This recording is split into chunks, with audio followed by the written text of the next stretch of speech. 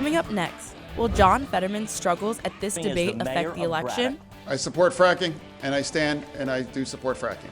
Plus, security issues at Beaver Stadium have led to changes in procedures at football games. And how the crush of student loan debt is affecting people in our area. I might struggle to pay off rent and to pay the loans and to pay for gas and to pay for groceries, like all at the same time. The Center County Report starts now.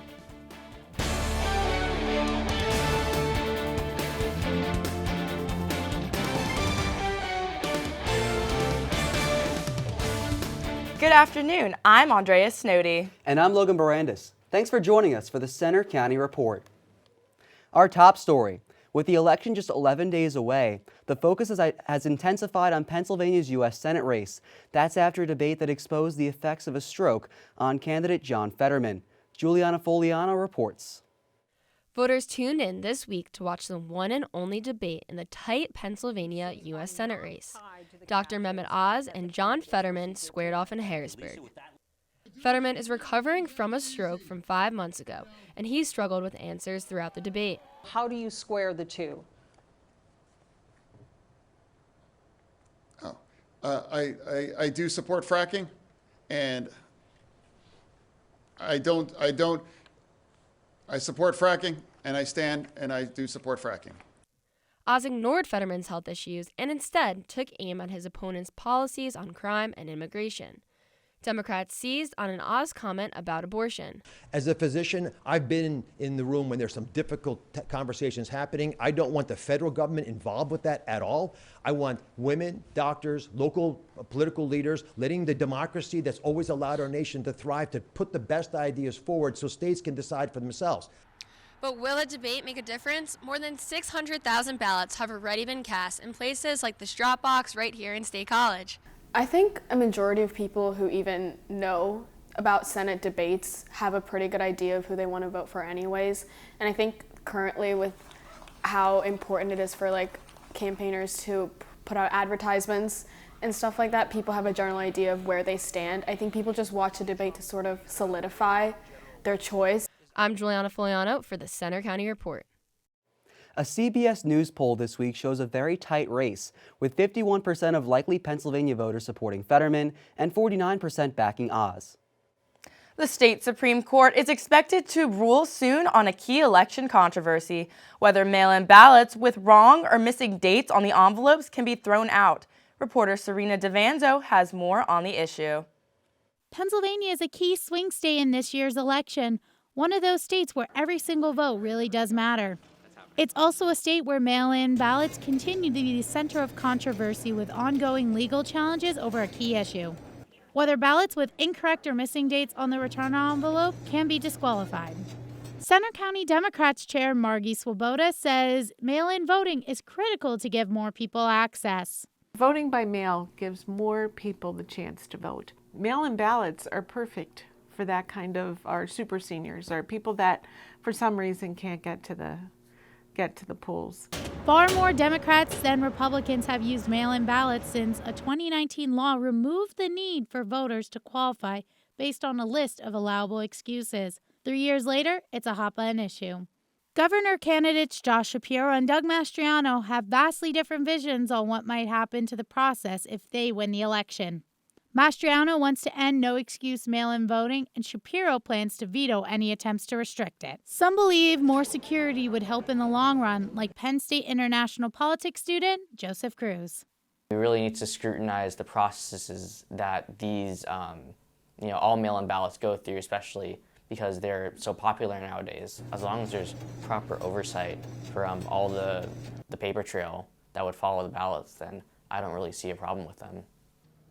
Swoboda states that this year the mail-in drop-off boxes will close at 9 a.m. on Monday, November 7th. Though, if you're unable to deliver your ballot to the box by then, you could still bring it to your local elections office. In State College, I'm Serena DeVanzo for the Center County Report. The deadline to apply for mail-in and absentee ballots is next Tuesday, and those ballots are due to your election office by 8 p.m. on Election Day. A Penn State student faces criminal charges related to the protests on campus before a planned event featuring the founder of the Proud Boys. The protest escalated and turned ugly Monday night. University police then canceled the event. The student is arrested and is accused of ignoring multiple police orders to leave the area. 2 other security-related incidents have led to an investigation and changes at Penn State. They both involve last weekend's football game. Fans at last weekend's Penn State-Minnesota football game were shocked when a fan ran onto the field and was quickly chased and tackled by a sideline photographer. Security then rushed in after they were on the ground. The incident occurred late in the 4th quarter of the game. It is perhaps the most memorable defensive play of the night and is receiving a lot of attention on social media. The video has thousands of views on YouTube, Twitter, and Penn State Barstool's Instagram account. The photographer says he's now the subject of a university investigation over the incident. He declined to speak with us on camera. University police also declined our interview request, but referred us to athletics, who said in a statement, "As we do for each home football game, our game management staff reviews event security and makes adjustments as needed, with safety as our top priority." The second incident happened with a crowd surge and overcrowding at the student section entrance. Penn State says it will now launch new security protocols at Beaver Stadium. Students will now receive a non-transferable wristband that's required to enter the student section. Penn State Athletics also says it will implement what it calls an operational change in how the student section is filled. Millions of Americans are waiting for new information on the government's planned student loan forgiveness program. It's now stuck in the middle of legal challenges. Reporter Marissa Yakinchik says a lot at stake for many people. Penn Stater Jackie Friedlander worries about graduating with student debt. I might struggle to pay off rent and to pay the loans and to pay for gas and to pay for groceries, like all at the same time. She hopes to have some of that debt canceled. Jackie is graduating in December and plans to move to Los Angeles to chase her dream of working in the music industry. Knowing that I'm going to be moving to an expensive city and taking an entry-level job that has a low salary, that paying off that loan might be, 50% of my income each month. She's not alone. More than 22 million borrowers applied for debt relief just in the first week when the online application launched. But it's now in legal limbo pending court challenges. Since 1980, the total cost of college has nearly tripled, leaving millions of people no choice but to use student loans. The cumulative student loan debt is $1.6 trillion and rising. So what's in the loan forgiveness plan for you? There's up to $20,000 in debt cancellation for Pell Grant recipients with loans held in the Department of Education, up to $10,000 for non-Pell Grant recipients, and borrowers with an individual income of $125,000 or $250,000 for married couples are also eligible. It would forgive a majority of my debt so that when I graduate, I would have less debt to start with and I could pay it off faster. For current college students like Jackie, they can qualify if they or their parents meet income requirements and the loans were taken out before July of this year. In State College, I'm Marissa Yakinchik for the Center County Report. Student loan payments are expected to restart in January after the pandemic pause. In the meantime, the White House encourages borrowers to apply for relief while the courts make a decision. It's been a pretty warm week, but will it continue? We have the weekend forecast. Plus, we profile a superstar high school athlete on the verge of making history. Also coming up, they arrive by the hundreds to lots near Beaver Stadium, many rolling in 2 days before game day. We'll check out the Nittany Lions RV culture, where the fans tailgate in style.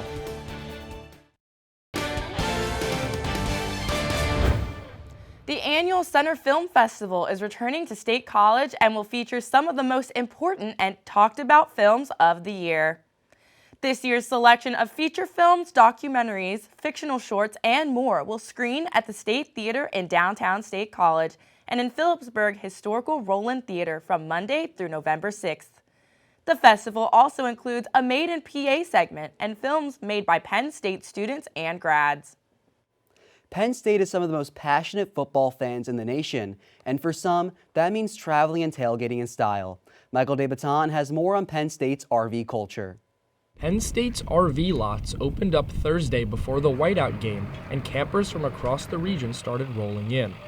These die-hard fans say many of their football preparations start long before the season with securing a spot. And it usually starts with getting a ticket from Penn State Athletics. You got to sign up early ahead of time, make sure you have all your spot for the year. Then for the games, you need your supplies. And when you get ready, you have all your camping tools, getting all your food ready. It's a whole process that takes a long time, a lot of preparation, but once you get up here, it's great. Whether this is your first game in the RV lots or you've been doing it your whole life, everyone here says it's all about just having a good time. It's just like a big family. Everybody is like all accepting, and you need something, like you forget like a Solo cup, go over to your neighbor, they'll help you out. It's awesome. But it's not cheap. Parking alone can cost upwards of $1,800 to be a part of the RV family for the season.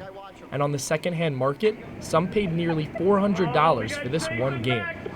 And the big motorhomes, well, they can cost anywhere from $100,000 to $300,000. Many are outfitted with satellite TVs, bars, and more. While many love it, the RV life isn't for everybody. It's primitive. This is not how I live at home. I don't camp. I don't like being in the outdoors.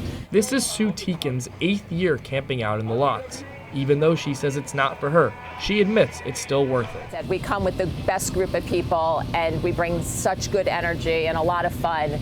And I just think that's just the fact that this is what RV life is, and it's just not something that I would choose for me. In State College, I'm Michael DeBaton for the Center County Report.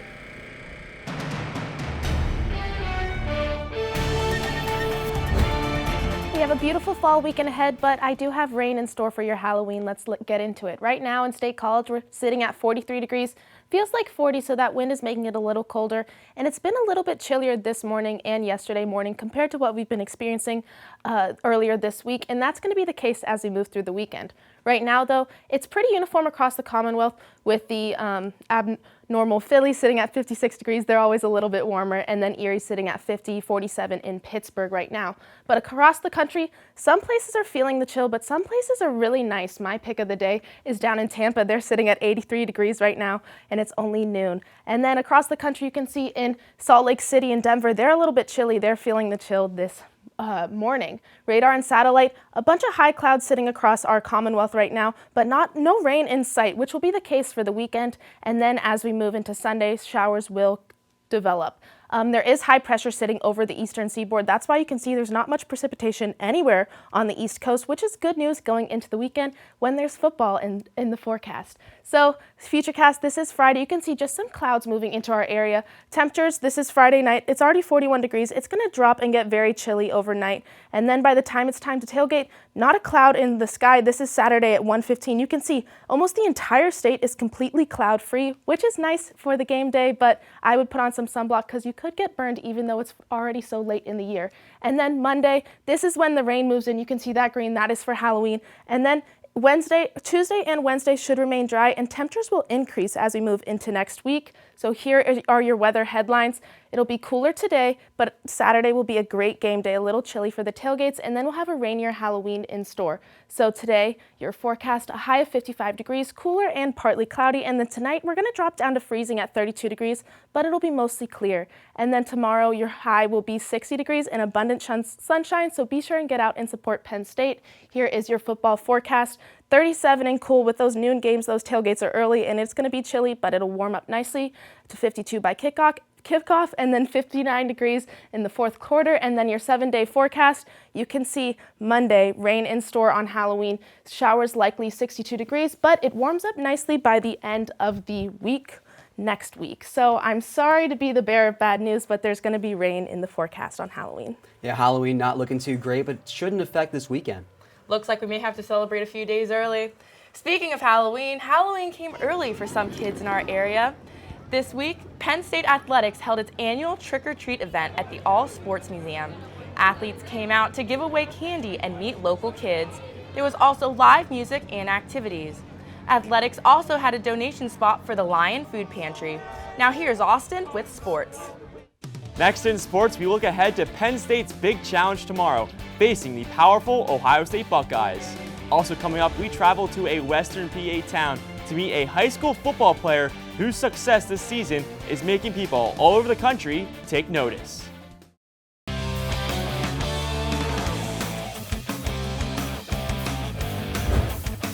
I'm Austin Groff with sports. Another huge football game is set for Beaver Stadium tomorrow. It's Penn State and Ohio State. Evan Papalis has our preview. Fresh off a big win against Minnesota, the Nittany Lions now face a much tougher challenge.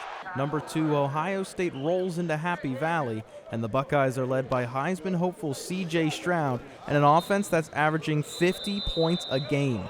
Coach James Franklin says the Buckeyes bring a ton of talent. And the quarterback, makes big-time accurate throws. It's a small window that he's able to thread the ball into, not only with arm talent in terms of strength, but also accuracy. Penn State is 4-0 at home this season, but the Lions face their toughest task yet on Beaver Stadium grass. The head-to-head series between Penn State and Ohio State has not treated the Nittany Lions too fairly over the last decade. Penn State just 1-9 against the Buckeyes during that span. And since the turn of the century, Penn State just has one win in 20 tries against AP poll top 5 teams. That lone win, 2016 at home versus Ohio State. The Buckeyes have scored on all 36 red zone opportunities. So when you talk about red zone offense, when you're able to run or throw the ball, that's valuable now. The Penn State defense is expected to have pass rusher Chop Robinson back for the game, but the offense will have to be a bright spot if the team wants a chance to win. In University Park, I'm Evan Papalis for the Center County Report. Tomorrow's game kicks off at noon, and you can listen live on Penn State Com Radio. Now to high school football. State High is still unbeaten and is hoping to add to the win total tonight. After 8 straight wins, the Little Lions took down 6-2 Cumberland Valley last week in a shootout. Now, they hit the road to take on 3-6 Chambersburg tonight. This is their last test before the playoffs begin. But our after the whistle game of the week is 7-2 Penns Valley, headed out to take on 6-3 Bellwood Antis, the Blue Devils. That game kicks off at 7 p.m. You can catch the highlights from that game and more from around District 6 on After the Whistle at 11:30 p.m. on our YouTube channel. Also on the high school football field, a player in Western Pennsylvania is turning heads with some mind-blowing stats. Joe Callahan Jr. made the trip to Oil City to find out more. About 2.5 hours west of State College is Oil City, Venango County. It's home of the Oil City High School Oilers. They've won 3 district championships since 2016 and are 7-2 this year. Much of their current success is tied to star running back Ethan Knox. Well, even last season, my first year playing running back, I was carrying the ball a lot. So going into the off season, I kind of knew what my role was going to be for this football season. So it's kind of what I trained for. We weren't throwing the ball very well that year. And this year's the same. We're not throwing the ball very well, so we have relied on Ethan to carry the bacon. Taking handoffs is hard as is, but the level that this kid is doing it, what made you think that he was built in a video game? Earlier this season, Knox was believed to be the only high school player ever to reach 2,000 yards in just 5 games. Officially, he's only the 4th high school player ever to eclipse 3,000 yards in just 9 games. He has the most of any player over that stretch. His eyes are now set on 4,756, putting his name in the conversation with Tyler Ebell, Tennessee Titans star running back Derrick Henry, and the all-time record holder for a single season, John Giannantonio. Definitely something that kind of sits in the back of my mind, but with that being said, it's in the back. So I try to focus on task at hand, which right now it's winning games, and right now we're focused on playoffs right now.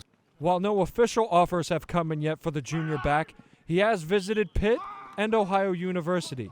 That list is likely to grow. In Oil City, I'm Joseph Callahan Jr. for the Center County Report.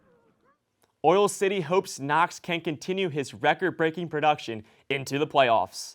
The Penn State men's basketball season is just over a week away. The Nittany Lions finished 14-17 last year with an impressive run in the Big Ten tournament. Second-year head coach Micah Shrewsbury brings in the best freshman class in Penn State history. The team will be led by preseason All-Big Ten member Jalen Pickett, who led the Lions last year in scoring. We got a great group of older guys. I'm excited about the guys that are returning, that have been here. You're seeing differences in their games, more comfortable. Jalen Pickett, has been our best player from day one. The competitive nature of our team and just having so many guys. Last year we had a good group of guys, but this year we just have, 14, 15 guys we can play at any time. So we're deep. We're going to try and play faster, so it's just going to help us get better. The Nittany Lions will take the court for the first time at home on November 7th against Winthrop. The Nittany Lion men's soccer team wraps up their regular season at Michigan on Sunday. This week, Penn State took on Rutgers at Jeffrey Field. The Scarlet Knights dominated the first half with 2 goals, but senior Seth Kuhn had a corner kick that would set up junior Peter Mangione for the Nittany Lions' only score of the game. They lost 2-1. And the Philadelphia Phillies begin their quest for a World Series title tonight.